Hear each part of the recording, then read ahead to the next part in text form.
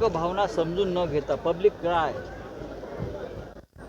या हा बंद काही आमच्या खाजगी कामासाठी केलेला नाही ना, की आम्हाला गौतम अडाणी प्रमाणे टेंडर मिळावं, ठेका मिळावा, जमिनी मिळाव्यात, हां आमच्या खात्यावर 5-25 हजार कोटी रुपये टाकावेत म्हणून हा बंद नाही ना. हा बंद होता महाराष्ट्रामध्ये महिला अत्याचार, मुलांवरचे अत्याचार, मुलींवरचे अत्याचार जे होत आहेत मोठ्या प्रमाणात आणि सरकारची निष्क्रियता, त्याच्या विरुद्ध हे लोकांचं आंदोलन आहे. न्यायालय आंदोलन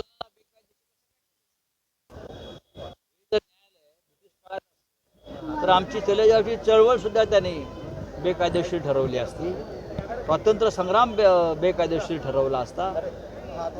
या देशामध्ये जुलुमशाही हुकुमशाही सुरू आहे आणि न्यायालयानं राज्यघटनेचा आदर करून लोक आंदोलनाला असे चिरडता कामा नये, ही आमची स्पष्ट भूमिका आहे. अर्थात लोकशाहीमध्ये प्रत्येक नागरिकाला आपला आवाज उठवण्याचा, आंदोलन करण्याचा अधिकार दिलेला आहे, संविधानाने दिलेला हा अधिकार आहे. तो बंद असेल किंवा तो रस्त्यावरचं आंदोलन असेल, मोर्चा असेल, ही दडपशाही कोणालाच करता येत नाही. जिथे आपण राज्यघटनेनुसार लोकशाही चालवत असू तर कोणीतरी एक सोम्या पिटिशनर फडणवीस पाठवतात कोर्टात, नेमितात, मराठ्यांविरुद्ध तोच जातो, ओबीसींच्या विरोधात तो जातो, बंदच्या विरोधात तोच जातो.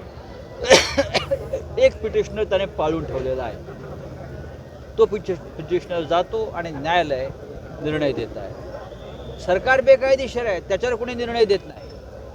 सरकार राज्यघटनेच्या विरुद्ध काम करते आहे त्याच्या विरुद्ध निर्णय देत नाही सुप्रीम कोर्ट.